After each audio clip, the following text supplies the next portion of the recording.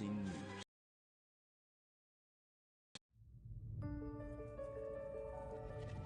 Housing TV Africa, your first in housing development broadcasting.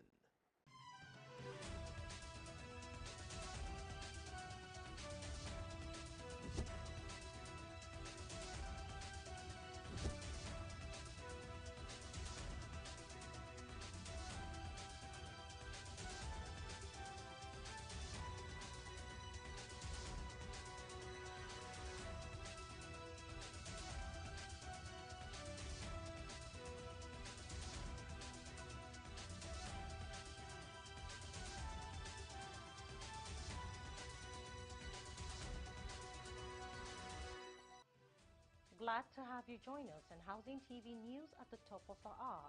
I am Mimuna Bagudu. Here are the top stories. Vice President Shettima leads crisis talks.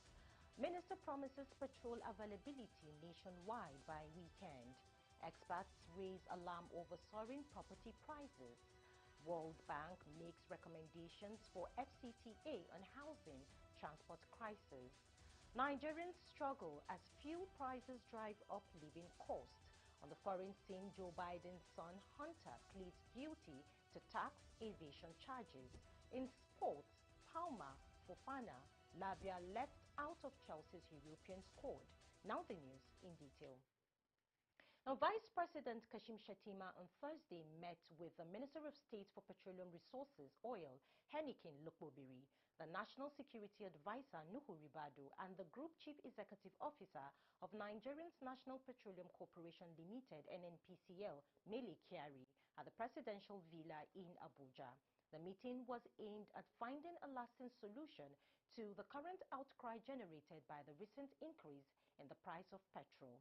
Addressing State House correspondents at the end of the meeting, which lasted about 30 minutes, Minister of State for Petroleum Resources Henikin Lukbobiri said they were summoned by the Vice President as directed by President Bola Tinubu. Summoned by the Vice President, who was directed by Mr. President to summon this meeting. And we've been with him to brief him what is going on across the country. And what is important is for us to convey to Nigerians that the President is empathetic about what is going on in the country. He's concerned about the hardship of Nigerians, and that was why he directed the Vice President to call this meeting, for us to reflect on what is going on in the country. What is important is that products are available in the country. And we believe that between now and the weekend, there will be availability of products across the length and breadth of the country. The price could be high in some other areas, much more. Higher in some other locations, in some locations much more than, other areas. But we believe that by the time, there is availability of products across the country, the price itself will stabilize. But what is important is that government is not fixing prices. This sector is deregulated, and we believe that with the availability of products, the price will find, its level. And this is important, for Nigerians to know. The summary is that President is empathetic about what's going on. That's why he directed this meeting. There is enough product in the country to be able, to meet the demands of Nigerians, so there should be no panic buying. And we also believe that the Nigerians need to know that government is not fixing prices. I think that is what I want to convey to Nigerians. The minister added that there is no cause for panic as there are enough petroleum products in stock. Lukbobiri reiterated that contrary to insinuations, the prices of petroleum products are not set by the government. Executive Director of the Nigerian Midstream and Downstream Petroleum Regulatory Authority, Mr. Ubogu Ukoha, said all regulatory efforts are now geared towards stabilizing supply across the country, with the resultant impact expected to be a stability of price. All regulatory efforts are now geared towards stabilizing supply, with the resultant impact that it will be positive also on the stability of price. To that objective, the regulator is ensured that there's increased operating hours from all loading depots. Vessels are being cleared promptly, and extended hours where safety can permit for truck outs as well. More importantly also is the reinforcement of the support being given to local refiners, because with increased production from them, indeed, like the minister has said, there will be higher supply, which will stabilize the price. That's the effort that the regulator is making. Lokpobiri emphasized that resolving the supply issues is a top priority and that efforts are underway to ensure consistent petrol availability and ease the strain on Nigerians. Now, World Bank makes recommendations for FCTA on housing transport crisis among outskirt residents.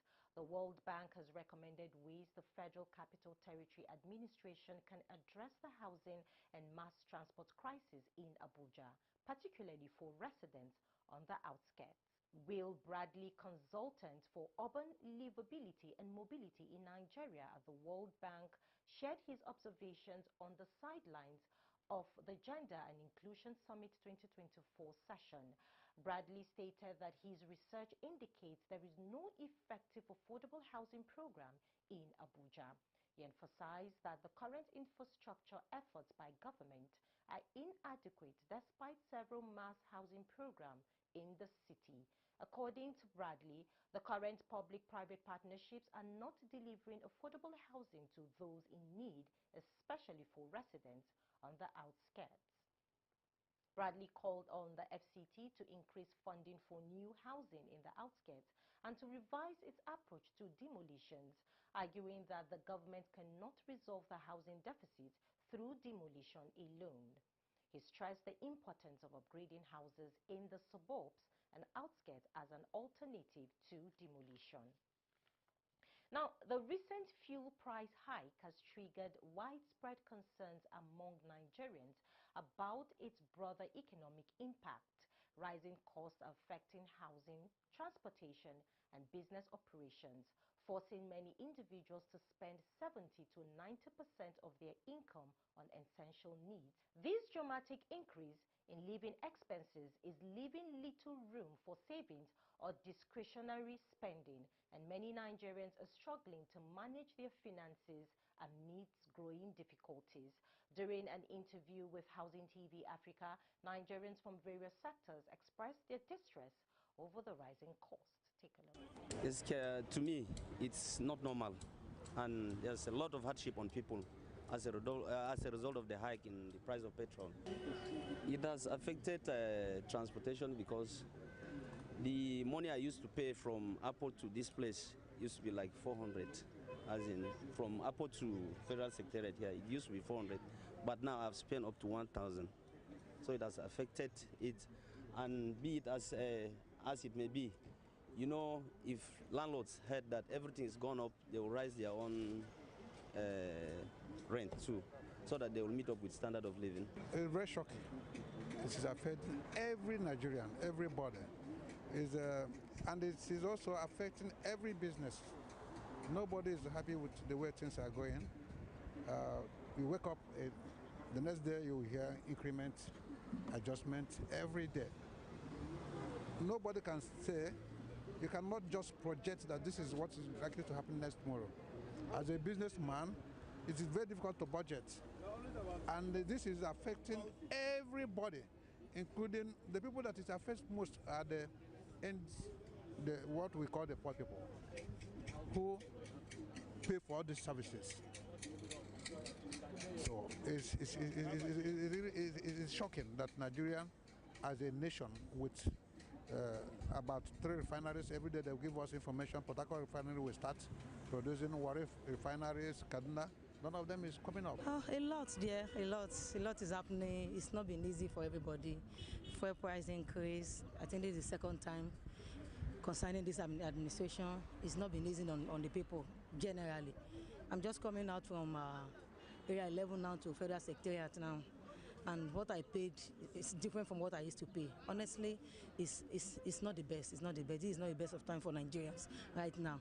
And my wish is that government will be able to do something about it. For the house rent issue, let me say it's terrible, because most landlords now, they are not even interested in what the plight of people are. For example, my house rent used to be 200. All of a sudden, my landlord just increased it to 350,000 naira just 2 weeks ago. And how much is my salary as a civil servant? It's not been easy, honestly. They are not even helping in their own case as well. So generally, speaking about markets, that is another area to go into. Honestly, you go to market, what you used to buy is different from now. What your salary of as a level 10 officer, what your salary can earn you before is not what you can buy in the market again. It's honestly, it's not funny again. Think about it, the fuel increment. Life is not funny. Moving men from one place to another, you can see a distance that you used to charge like all those stuff, 1K, they are not charging more than that. And think of it, which are not working. If you are not working, how will you cope? How will you cope? And that is my expression that these are not okay at all. The economic wise, I mean, all aspects of the economic is not easy. And let the government of these days hear the cry of the masses. Because this a democratic system of government is a government of the people, by the people, for the people. A government for the interests of the masses. A government that have people at heart. And you have to listen to the people that vote you in. No matter how you are a mother, you are a father, and an elder statesman. You should hear the cry of the masses, hear the cry of the people, especially women with children. The National Emergency Management Agency, NEMA, has announced that its team recovered a body from the rubble of a collapsed building in No Man's Land Quarters, Fage Local Government Area, Kano, bringing the total number of casualties to 3. The incident occurred early Thursday morning. In addition to the fatalities, NEMA operatives rescued 2 injured individuals from the debris. NEMA coordinator for the Kano Tertiary Office, Dr. Nuruddin Abdullahi, confirmed that the building, which has 2 stories high, collapsed around 2 a.m. Abdullahi reported that among the 4 people initially rescued were a husband, wife, and their 2 children. Sadly, the 2 children were confirmed dead, while the couple was taken to the Armed Forces Specialist Hospital in Kano for treatment. The deceased have been moved to the mortuary. Now, more stories coming your way after this break. Stay with us. Visit Housing TV Africa on YouTube and click on the subscribe button. Subscribe to Housing TV Africa to stay updated on latest happenings in Nigeria's housing sector. Follow our social media pages, like and share our posts. On Facebook, Housing TV Africa. On Twitter, Housing TV Africa. Instagram, Housing TV Africa. Join the conversation and keep up with latest housing updates.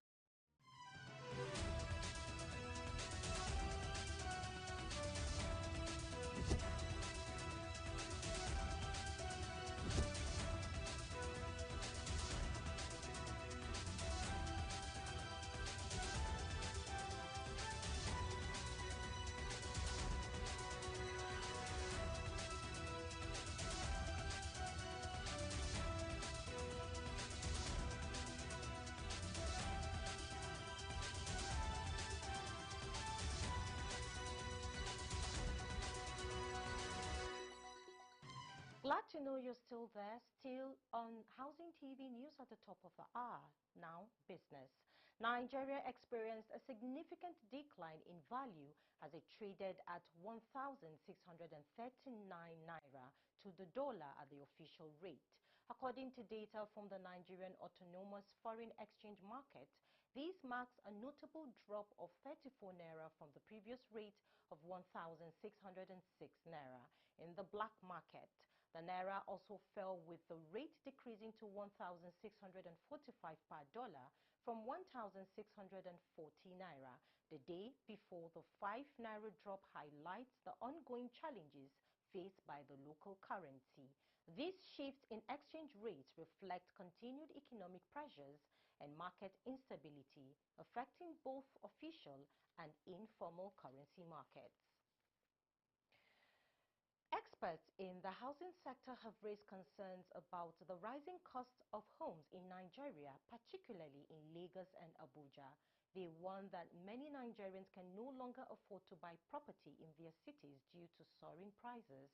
The Housing Development Advocacy Network HDAN has called on the government to take urgent action. The group says the affordability crisis needs to be addressed before it worsens. Executive Director of HDAN, Festus Adebayo, highlighted that prices for a one-bedroom apartment in Lagos and Abuja now exceeds 25 million naira, making it nearly impossible for most Nigerians to own a home. Former Central Bank of Nigeria Governor Godwin Emefiele has initiated legal actions to contest recent court rulings that have led to the forfeiture of his assets to the federal government. Emefiele's legal team has submitted applications aimed at reversing these decisions, which have resulted in the seizure of both his financial assets and real estate. Since Emefiele's removal from office, the Federal High Court has issued multiple orders at the request of the Economic and Financial Crimes Commission, EFCC. These orders have led to the confiscation of Emefiele's assets, with the latest ruling on August 12, 2024, involving the provisional seizure of $2.045 million and various properties. The court's latest forfeiture order was granted following an ex parte application presented by EFCC counsel Rotimi Oyedepo and approved by Justice Akintayo Aluko. Emefiele's ongoing legal efforts seek to overturn these asset forfeitures. Now, the Federal High Court in Lagos has fixed Thursday, September 12 for the hearing of all applications on a suit seeking to forfeit permanently some monies and properties linked to former governor of the Central Bank of Nigeria, Godwin Emefiele. Justice Dende Dikpeolu fixed the date after listening to the submissions of all the counsel in the matter. At the resumed hearing of the matter on Thursday, Bilikisu Buhari Bala appeared for the Economic and Financial Crimes Commission, EFCC, while Olalekan Ojo appeared for the former CBN governor. Another lawyer, Chibuzo Opara, announced his appearance for the occupants of 8A Adekunle Lawal Road, Ikoyi, Lagos. One of the properties sought to be forfeited by the EFCC to the federal government. The EFCC counsel, Buhari Bala, told the court that the matter was fixed for Thursday for report of compliance of the orders made on August 15, 2024. On that day, the vacation judge at the time, Justice Akintayo Aluko, had ordered an interim forfeiture of a cash sum of $245 million and some landed properties linked to the embattled former CBN governor.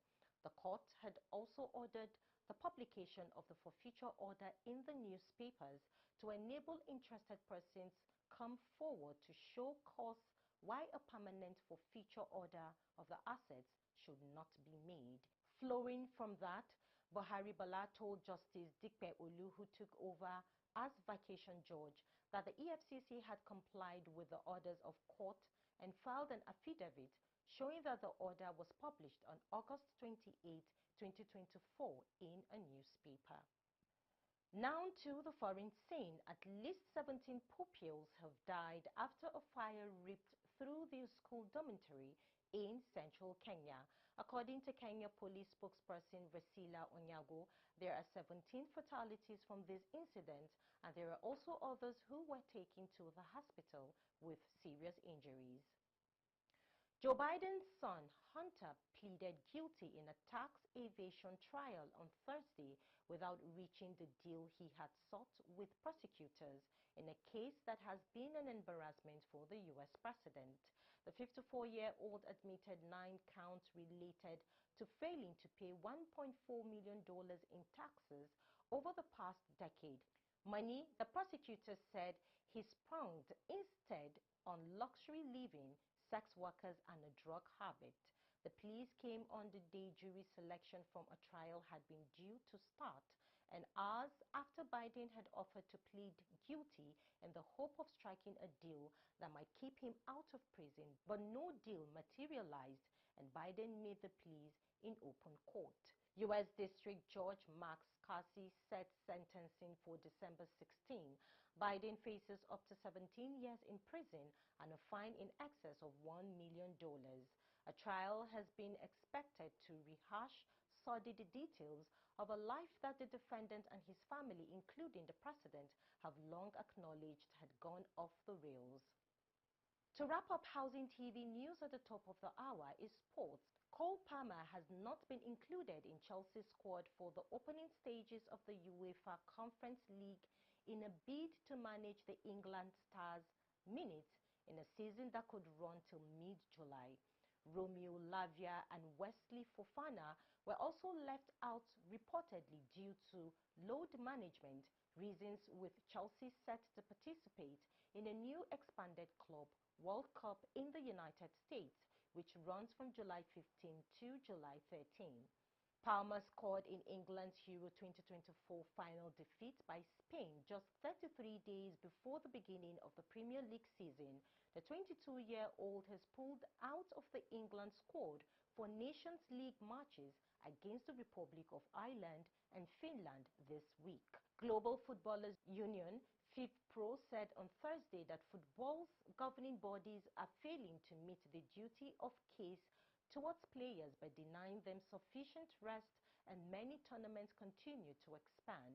The union suggests bringing in a guaranteed minimum amount of time off and even the introduction of a maximum number of games for players. Palmer played 57 matches for club and country last season. That's the much we can take on Housing TV news at the top of the hour. Before we go, here is a recap of our top stories. Vice President Shettima leads crisis talk. Minister promises petroleum availability nationwide by weekend. Experts raise alarm over soaring property prices. World Bank makes recommendations for FCTA on housing transport crisis. Nigerians struggle as fuel prices drive up living costs. On the foreign scene, Joe Biden's son pleads guilty to tax invasion charges. In sports, Palmer, Fofana, Lavia left out of Chelsea's European squad.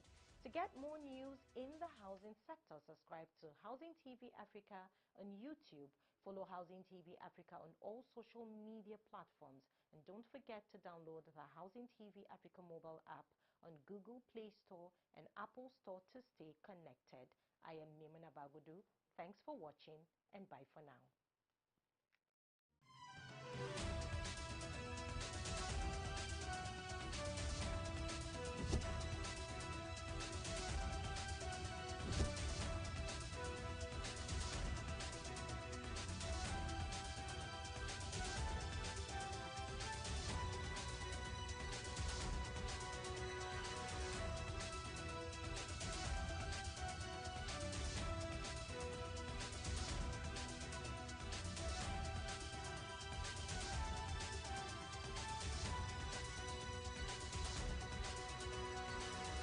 This is Housing TV Africa on YouTube, and click on the subscribe button. Subscribe to Housing TV Africa to stay updated on latest happenings in Nigeria's housing sector.